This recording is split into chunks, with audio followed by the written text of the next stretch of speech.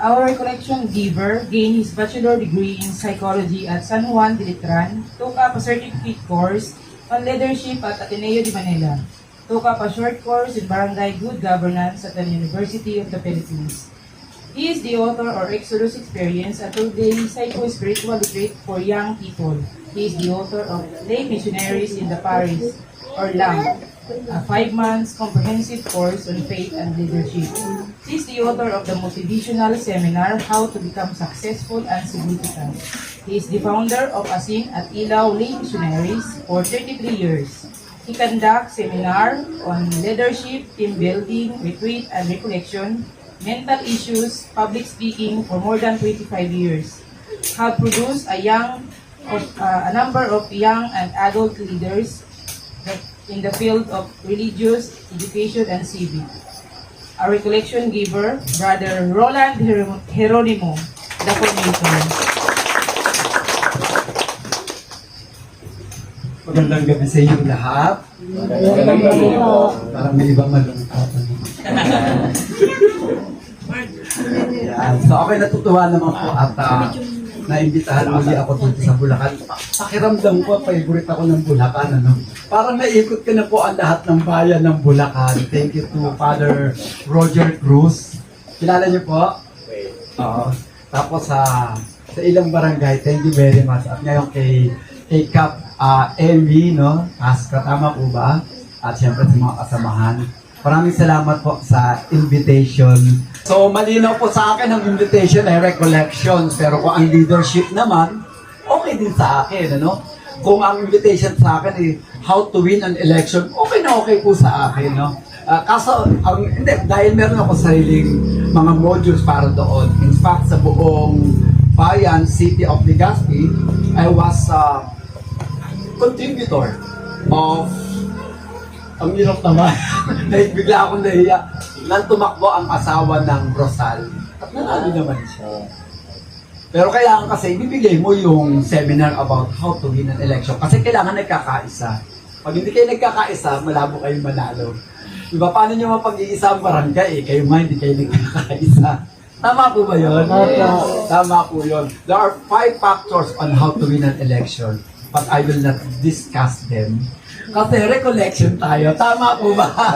Sige, palakpakan po natin ang bawat isa. Gusto kong tingnan nyo muna ang katabi nyo. Sabi mo, magandang gabi. Magandang gabi.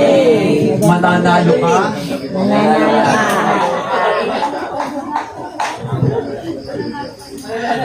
Mananalo ka, mananalo tayong lahat. Recollection, para lang reminded tayo, no? Ano po ba ang recollection? The main purpose of recollection is to reunite ourselves to God. Tama? Kasi ang tao ngayon palayo ng palayo. So, kailangan makonect tayo sa Diyos. At paano mangyayari yon? Recollect. Ibig sabihin, tingnan mo yung mga nakaraan mo. Ilan na ba nakaaway mo? Ilan na bang kaibigan mo ang hindi mo binabate? Di ba? Sa loob ng tahanan, ikaw ba'y masipag? Tamad ka, tapos tatakbo ka. Di ba? Anong gagawin mo? Recollection. Di ba? Recollection. Hindi mo nga maayos ang buhay mo, aayusin mo barangay. Recollection. Tama po ba? We have to look back on our past experiences. Tignan mo, saan ang weak point mo? Saan ang strong point mo? Tama? Ano mga mali mo? Ano yung mga magaganda mo? Then, summarize. Who are you in front of God? Sino ka ba talaga pag nakaharap ka sa Diyos? At kung tatanungin ko ang Diyos, Lord, sino siya? That is the purpose of recollection. Understanding who you are and your connection to God. Amen? Amen. Sa ngalan ng Ama, ng Anak, at ng Espiritu Santo. Amen. O Amang Diyos, maraming salamat sa pagkakataong ito. Sapagkat kahit na mainit ang hangin ng eleksyon, kahit na abalang-abala ang bawat isa kung paano manunuyo at ipapaliwanag ang magandang layunin. Kahit kinakabahan, kahit kapos, maraming salamat Amang Diyos sapagkat naglaan sila ng oras para sa iyo, para sa recollection na ito. At hinihingin namin sa iyo, aming Ama, na basbasan mo ang lugar na ito. Basbasan mo ang aming pagtitipon, basbasan mo ang bawat isang naririto. Ipadala mo, Ama, ang iyong banal na espiritu, ang espiritu ng liwanag, ang espiritu ng karunungan, ang espiritu ng pag-ibig, ang espiritu ng pagpapalakas. Ipadala mo, Ama, ang iyong banal na espiritu sa pangalan ng iyong anak na si Jesus. At kami nagpapasako, kami nagpapakumbaba. Ano man po ang aming matutunan, ano man po ang iyong mensahe, we will listen. Because you are our Creator at kami ay iyong nilikha. Sa pangalan ng iyong anak na si Jesus, pagpalain mo po ang pagtitipon ito. Amen. Amen. Aba, Ginoong Maria, napupuno ka po ng grasya. Ang Panginoong Diyos ay sumasayo. Bukod kang pinagpala sa babaeng lahat at pinagpala naman ng iyong anak na si Jesus. Santa Maria ng Diyos, panalangin sa kasalanan, ngayon kami mamatay. Amen. Luwalhati sa Ama, sa Anak at sa Espiritu Santo. Kapanan sa una, ngayon magpakailanman, magpasawalang hanggan. Amen. Saint Joseph, the worker, Panalangin. ipanalangin mo po kami. Sa ngalan ng Ama, ng Anak, ng Espiritu Santo. Amen. Palakpakan natin ang kasabi natin. Si Abraham po, no, ay tinawag ng Diyos. Tinawag ng Diyos. Sapagkat meron sitwasyon sa panahon ni Abraham. Yung mundo ay meron sitwasyon. Ang sabi nga po, wala diyan, brother. Ang sabi nga po sa Genesis chapter 6, no, verse 1, no, napakasama ng kalagayan ng tao. Araw-araw umiinom, walang tigil ang bisyo. So, ibig sabihin, habang tumatakbo ang panahon, pasama ng pasama ang tao. At yung tao, palayo ng palayo sa Diyos. Si Abraham po, na may sitwasyon ang mundo noon, may sitwasyon sa lugar noon, ang tao ay pasama ng pasama. And therefore, tinawag ng Diyos si Abraham. Sige, brother. Pangalan niya ay Kuya Third. No? Sabi ni Yahweh kay Abraham, lisanin mo ang iyong bayan, ang tahanan ng iyong ama at mga kamag-anak, pumunta ka sa bayang ituturo ko sa iyo. Pararamihin ko ang iyong mga anak at ako gagawin ko silang isang malaking bansa. Wow! Mula sa kanyang mga anak at apo at magkakaapo na magkakaapo at magkakaibigan yung kanyang mga apo, magiging isang bansa sila. Wow! Parang ang dali ng kwentong yun ah. Di ba? Gulang ba kadali yun? Pero yun ang sabi ng Diyos eh. Di ba? Oo, no? Tapos sabi natin, ano? Pagpapalain kita at gagawin kong dakila ang iyong pangalan. Wow! Isipin mo si Abraham, ano? At ikaw ay magiging pagpapala sa maraming mga bansa. Hindi lang sa lugar nila. Tandaan nyo, hindi siya bansa. Gagawin palang bansa. Kasi tribu siya. Si Abraham ay tribu. Hindi siya bansa. Pero, magiging pagpapala siya sa lahat, sa maraming mga bansa. Sabi niya, ang sa iyo, sabi ng Diyos, ang sa iyo'y magpapala ay aking pagpapalain. Ganoon pala yun pag mga pinili ng Diyos, ano? We have to respect them. Di ba? We have to respect them. Ang sa iyo'y sumumpa, aking susumpain. Nagsasalita ng mga bad words sa alagad ng Diyos, ano? Kalaban nila ang Diyos. Ang sa iyo'y sumumpa, aking susumpain sa pamamagitan mo, lahat ng mga bansa sa daigdig ay aking pagpapalain. Wow. What a promise, what a covenant. No? Isang pangako ng Diyos na gagamitin si Abraham sa pagpapala. Bakit? Sapagkat ang mundo noon ay madilim. Ang mundo noon ay masama. At paano magkakaroon ng liwanag? Ito ang pinakamagandang pagpapala. Ano ganda ng pamilya mo kahit maraming pera kung yung mga anak mo walang niya? Money cannot buy everything. Ano kagandahan ng mga mataas na pinag-aralan kung yung mga anak mo iniiwan ng mga magulang? Hindi mabuti na lang yung simple. Tama? So, maganda yung simple. Kasama ko pa aking mga anak at apo. Yung mayayaman, nakikiusap sa ano ko. Dalhin mo naman dito yung apo ko. Dito sa atin, simple. Ma, eto na ang apo. Di ba? Pinagsisiksikan. Mas masarap pa, simple. Ang sabi niya, ang sa'yo magpapala ay gagawin kitang pagpapala sa lahat ng mga bansa, sa buong daigdig. Alam mo, gano'n ng Diyos eh. Kung merong sitwasyon na pangit, kung merong problema na pangit, kukuha siya ng isang tao upang maging solusyon. Nagkakaintindihan po tayo? Amen. Ang solusyon ng Diyos, kukuha siya ng isang tao, parang gamitin niya ang solusyon sa problema. Sabi niya, Abraham, ikaw ang solusyon, ikaw ang magiging pagpapala sa lahat ng mga bansa. Bakit? Kasi yung bansa, pasama ng pasama. Bisyo ng bisyo. Kaya nga ang tanong sa oras na ito, sa parating na October, barangay election, kumukuha kaya ang Diyos ng tao para maging solusyon? Pwede niyong tanongin ang sarili niyo. Ako kaya ang magiging solusyon? Ako kaya ang magiging pagpapala sa aming barangay? Ang sigurado na siya ay isang pagpapala ay pumalakpak ng malakas. Nako, Kapitan. Nagdadalawang isip sila kung sila'y tinatawag ng Diyos. Okay, syempre tayo naman ay yung ating panalangin, yung ating pagiging dikit sa Diyos, di ba? Ayun ang dapat natin titingnan.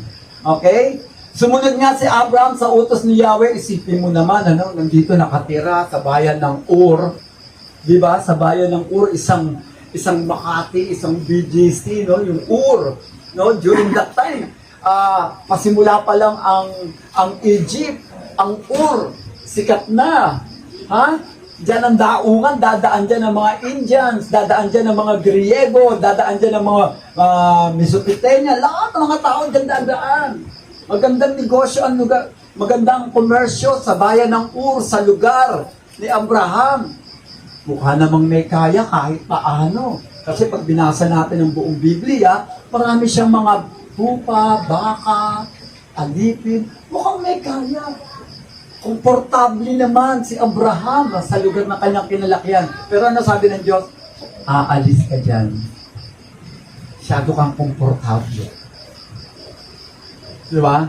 Yung pagiging comfortable mo sa buhay, aalis ka dyan at ilalagay kita sa isang lugar na ibibigay ko sa iyo. Situation ni Abraham. Situation lang po ni Abraham. Lumaki siya sa bayan ng Ur, isang lugar na maayos. Okay? Tinawag siya ng Diyos at the age of 75, isipin mo naman, may problema ang mundo. Ang tinawag niya, senior citizen. 75. Grabe naman ang hirap nun. Meron po ba ritong 75?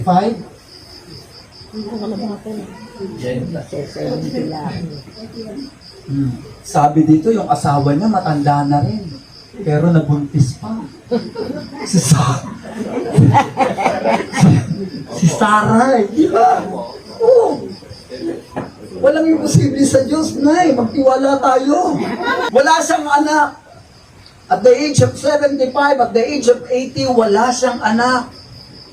Alam niyo po ba yung ganyan sitwasyon sa Israel? Sa lumang tipan? Patristic no? Patristic, ibig sabihin, ang lalaki ang mahalaga. Ang babae, dyan lang kayo. Di ba? Sa panahon ni Jesus, ang binibilang ay lalaki. Ang babae, hindi binibilang. Sabi, napaka-unfair ng panahon na yan. Pero ang tawag kasi dyan, patristic. Patristic, sila yung lalaki ang hari, lalaki ang boss, lalaki ang may boses, ang babae. Eh anong nakakahiya? Wala siyang anak eh. Sino magmamana ng kanyang pangalan? Nakakahiya po yun. Kasi ng panahong yung brother, paramihan ng anak. Ilan na anak mo? Konti yan. Dagdagan mo. Ay po, konti na lang. Sa panahon ng lumang tipan, kahit ni Jesus, maraming anak, ibig sabihin, pinagpapala ng Diyos. Kasi para sa kanila, ang mga anak ay biyaya. Kaya pag marami kang anak, biyaya. Ibig sabihin, mabuti kang tao. Di ba? Eh wala siyang anak. Pangit na sitwasyon. Walang tagapagmana. Walang magdadala ng pangalan. Sa tingin ng mga tao, siguro may sikreto to si Abraham. Siguro may kalokohan to. Itinatago lang. Eh wala namang lihim na hindi mabubunyag, Brad. Lalabas at lalabas. Sabi niyo, patay ka. Tumatakbo ka bang SK, brother? Oo.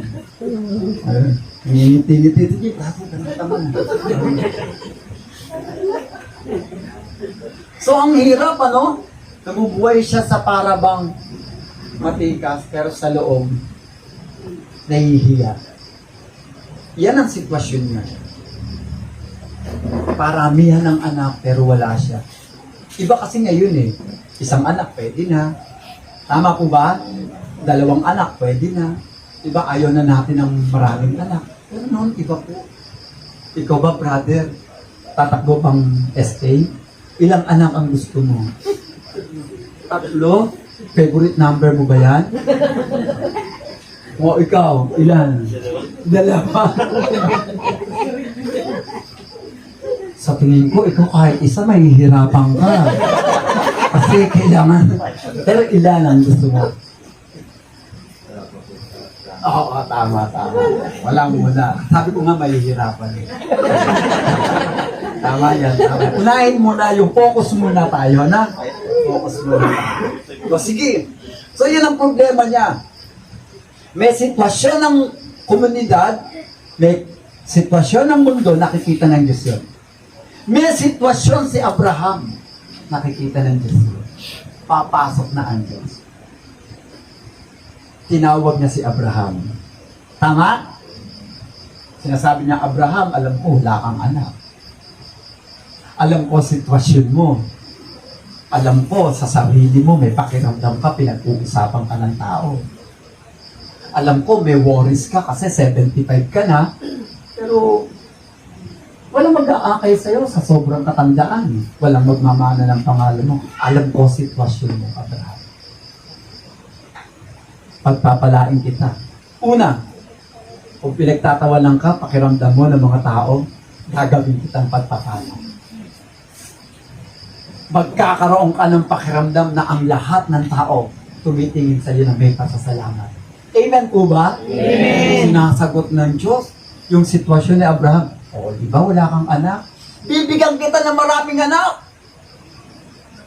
Tingnan mo ang mga bituin sa langit. Walang bituin.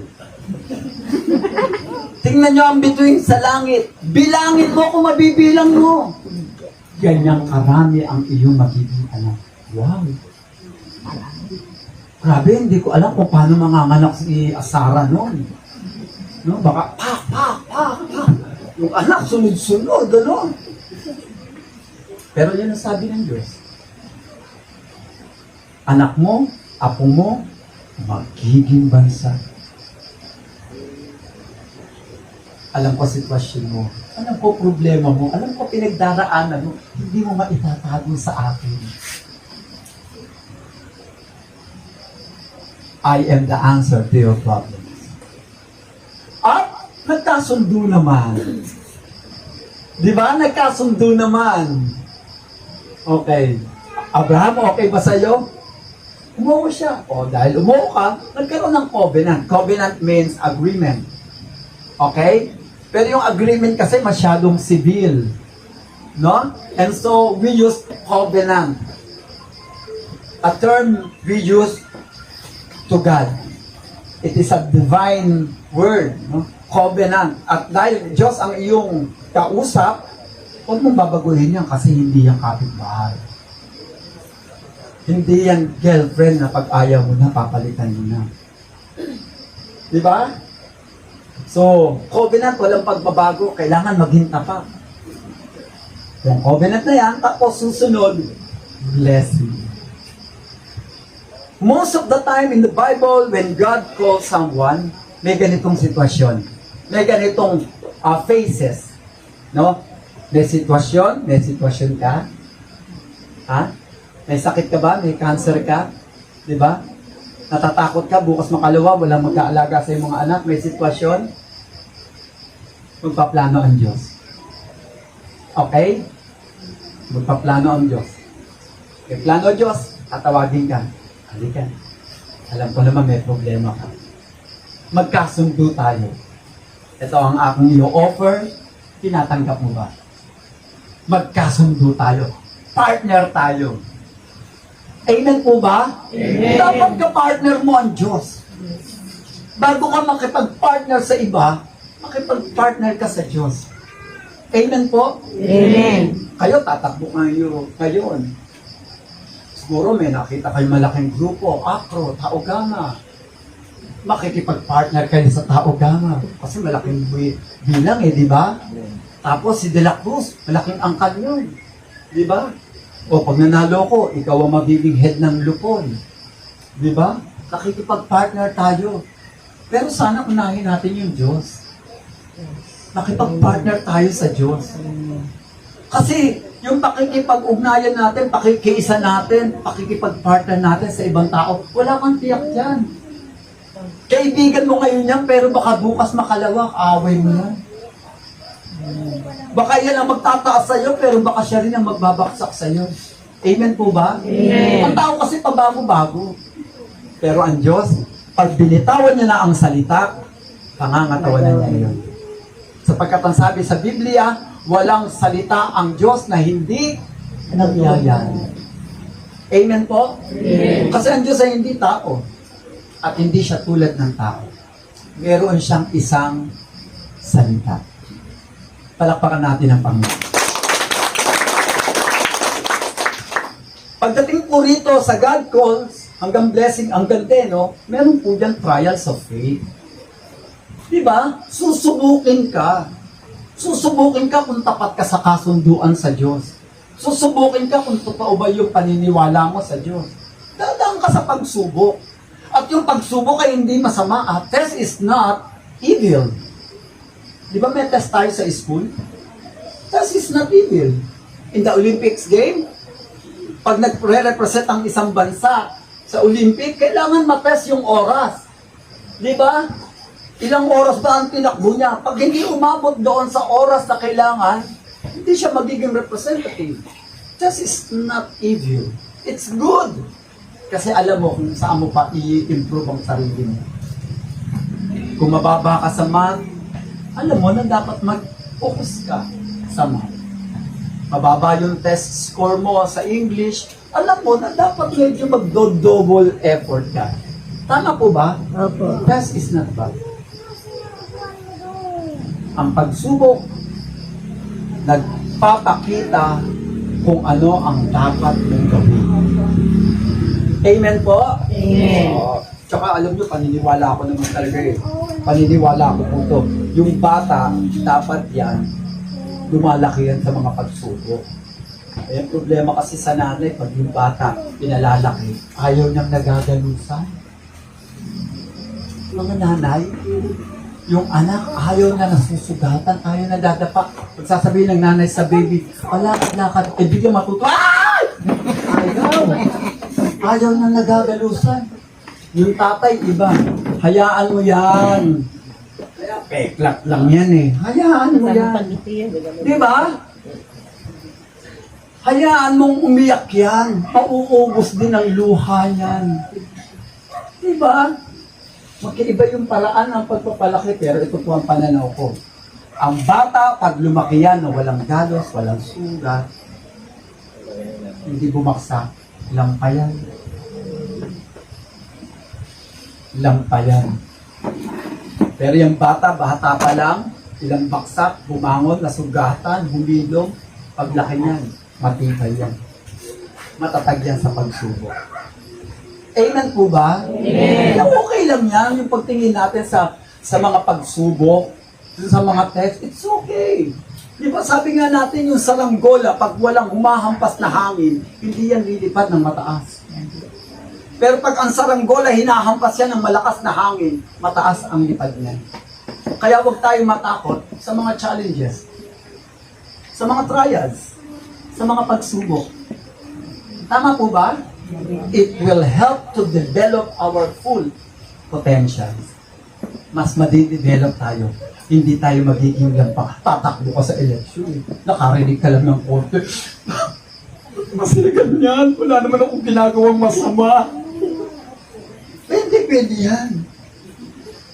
Hindi pwede yan. Yung kamag-anak mo, iba yung sinusuportahang kandidato. Nagalit ka, hindi mo na siya binabata, hindi pwede. Kailangan matibay ka. Kahit binabato ka ng mga ismis, mupiti ka lang. Sabihin mo. Wow! Minura ka, bumurahin ko. Sabi, assistant kita rin ka. Pag-isipan ka. Diba? Hindi masama ang pagsubok, lalo na kung magagamit natin sa tama. Sabi ni Dr. Ben, and I really like it.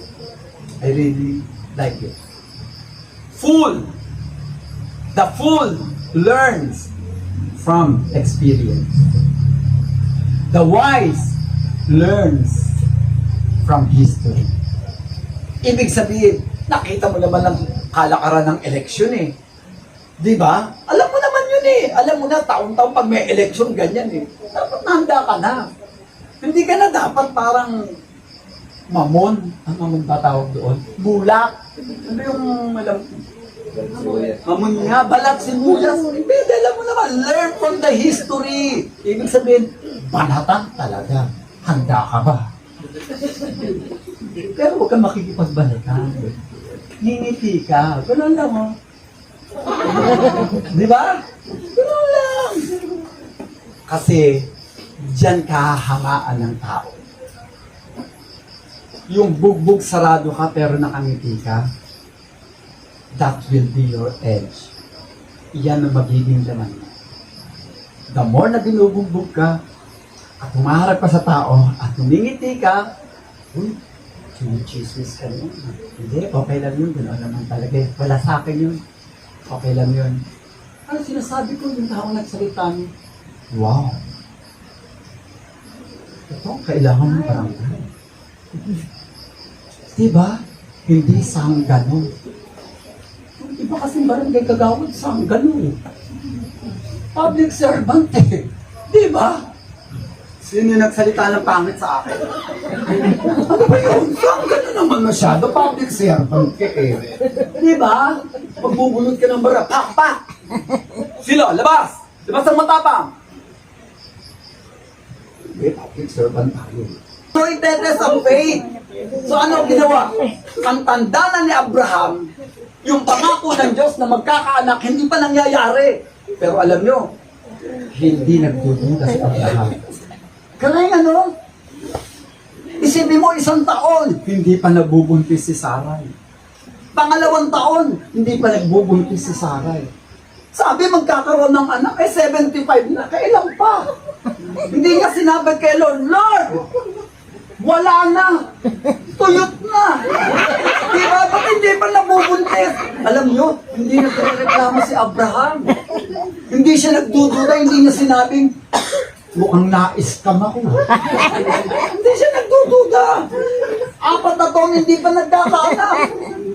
Diba? Tumatawa na nga si Sarah, yung asawa eh. Hindi pa siya nabubuntis.